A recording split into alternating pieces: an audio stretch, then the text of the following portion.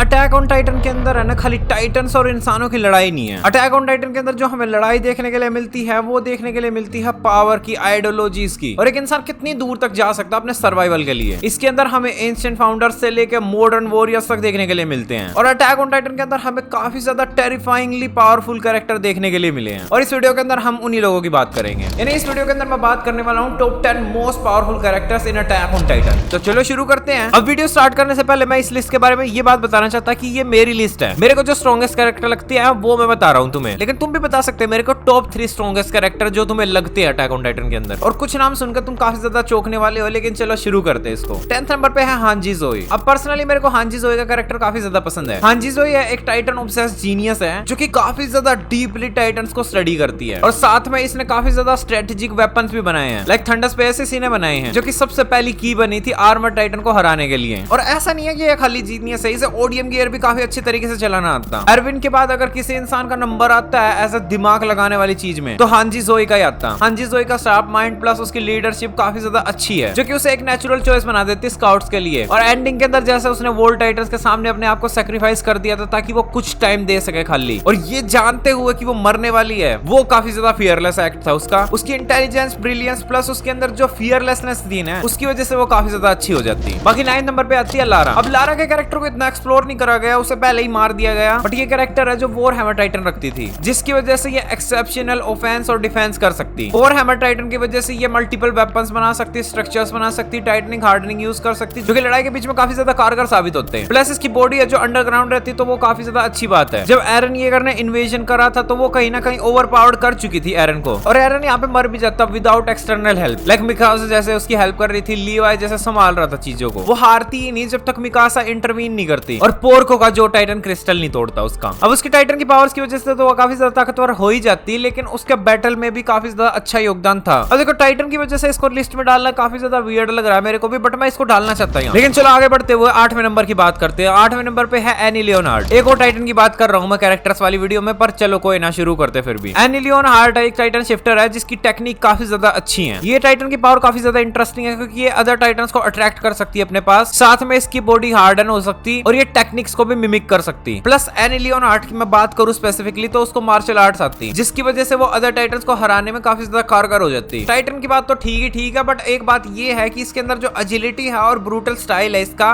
वो काफी ज्यादा लीथल है, सीजन 1 के अंदर जैसे हमने देखा ही था। बट इसको नंबर 8 पे रखने का मेरा कारण सिंपली ये है कि इसके पास बैलेंस्ड पावर है और इसकी टेक्निक्स भी काफी अच्छी हैं। लेकिन 7th नंबर पे जो है उन्हें तो हम बिल्कुल नहीं भूल सकते, एरविन स्मिथ। अब ये स्ट्रेटेजीज बनाने में और फ्यूचर की सोचने में काफी ज्यादा एक्सपर्ट है, और जो इंसानियत ने बड़ी बड़ी जीत पाई थी वो इनकी वजह से ही पाई थी, इंक्लूडिंग फीमेल टाइटन को पकड़ना या फिर हम कह सकते कि बीस्ट टाइटन को हराना, और ऊपर से सोने पे सुहागा तो इनकी स्पीच होती भाई। लाइक वो आइकॉनिक स्पीच कोई नहीं भूल सकता जिसने एनीमे देख रखा है। लिटरली सोल्जर्स जो होते हैं बिल्कुल टूटे होते, वो बिल्कुल मरने को तैयार होते, और ये उन्हें मौत की ओर ही लेके जाते हैं, लेकिन उनके अंदर आग भर देते। अब एरविन का बचपन से ही सपना था कि वो दुनिया की सच्चाई जान पाए, बट वो उससे पहले ही मर गए। बैटलफील्ड में एरविन जो बिल्कुल वो चीज करते हैं जो जरूरी होती, इवन दो उसके बाद उन्हें गिल्ट भी बहुत ज्यादा खाता क्योंकि उनके सोल्जर्स को वो एज अ टूल्स यूज करते हैं, वो उन्हें बात अंदर से खाती रहती, लेकिन स्टिल उनके मरने के बाद भी उनकी चॉइसेस जो फ्यूचर को शेप कर रही थी। काफी सारे लोगों पे एरविन की स्पीच का काफी गहरा प्रभाव पड़ा था, और जो भी इंसान एरविन से मिला है वो उसकी डीपली रिस्पेक्ट करता। लेकिन 6th नंबर पे मैं रखना चाहूंगा आर्मिन को। अब देखो आर्मिन के पास भी टाइटन्स की पावर है, उसके पास लिटरली कोलोसल टाइटन है जो कि पूरे शहर को ट्रांसफॉर्म होके तबाह कर सकता, लेकिन मैंने आर्मिन को उसकी इंटेलिजेंस के लिए यहाँ पे रखा है। आर्मिन की स्ट्रेटेजीज जो होती काफी ज्यादा अच्छी होती, इवन उसने जीक को, बेर्थरोल्ड को और पीक को एक बार आउट स्मार्ट भी कर दिया था। लाइक सोचो एक बार 3 टाइटन शिफ्टर्स को आउट स्मार्ट करना, प्लस रंबलिंग जब हो रही थी उसके अंदर आर्मिन का भी बहुत बड़ा योगदान था उसे रोकने के लिए। 6ठे नंबर पे मैंने आर्मिन को इसलिए रख रखा है खाली उसकी इंटेलिजेंस के लिए, वो स्ट्रेटेजीज काफी अच्छे से बना सकता। बाकी 5th नंबर पे मैं रखना पसंद करूंगा ज़ीक येगर को। अब ज़ीक चिल्ला के किसी भी एल्डियन को टाइटन बना सकता अगर उसने उसका स्पाइनल फ्लूइड पी रखा होगा तो, लेकिन इसका जो टाइटन है वो काफी ज्यादा एक्यूरेसी से थ्रो कर सकता, प्लस इसका जो टाइटन है वो टाइटन्स को भी कंट्रोल कर सकता। लेकिन सबसे बड़ी बात ये है कि अगर ज़ीक येगर के टाइटन को हम साइड में भी रख दे तो ज़ीक येगर काफी ज्यादा समझदार है। लाइक इमेजिन दैट उसने एक बार 2 देशों को मैनिपुलेट कर दिया, पूरे मार्ली को भी और एल्डिया को भी। लाइक इमेजिन दैट 2 नेशंस को ऐसे मैनिपुलेट करना, उसकी वजह से 5वें नंबर पे ज़ीक येगर है। बाकी 4th नंबर पे सबकी जान मिकासा।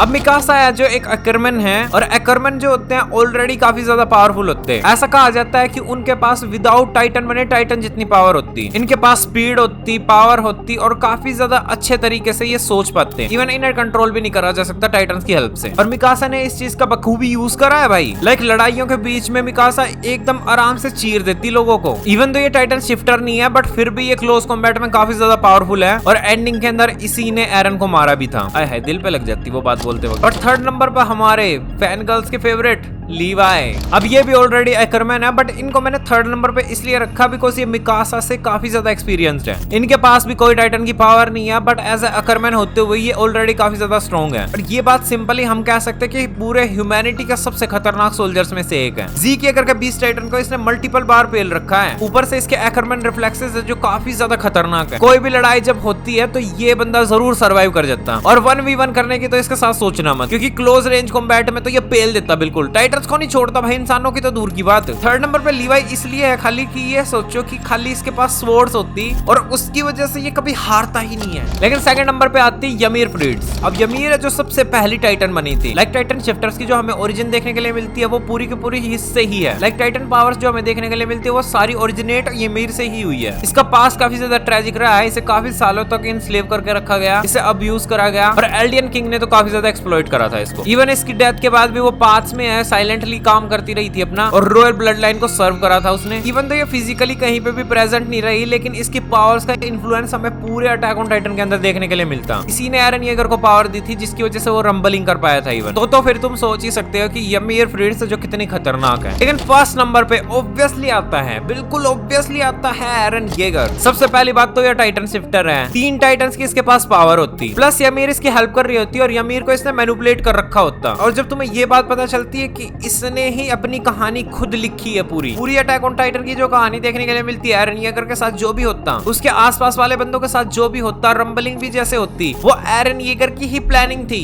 पास्ट प्रेजेंट फ्यूचर ये सब कंट्रोल कर रहा था। उससे तुम अंदाजा लगा सकते कि इसको फर्स्ट नंबर पे क्यों रखना चाहिए। एरन येगर ही इकलौता ऐसा इंसान है जिसने पूरी दुनिया को घुटनों पे लाके खड़ा कर दिया था, घुटनों पे लाके खड़ा कर दिया था वो। तो that's why Eren Yeager first number पे है। तो चलो मैं इस वीडियो को इतना ही रखता हूँ। तुम कमेंट सेक्शन के अंदर मेरे को ये बताना कि तुम्हारा फेवरेट कैरेक्टर कौन सा है या फिर तुम्हारे को कौन सा कैरेक्टर सबसे ज्यादा स्ट्रॉन्गेस्ट लगता है अटैक ऑन टाइटन के अंदर। और मैं चला अगली वीडियो बनाने।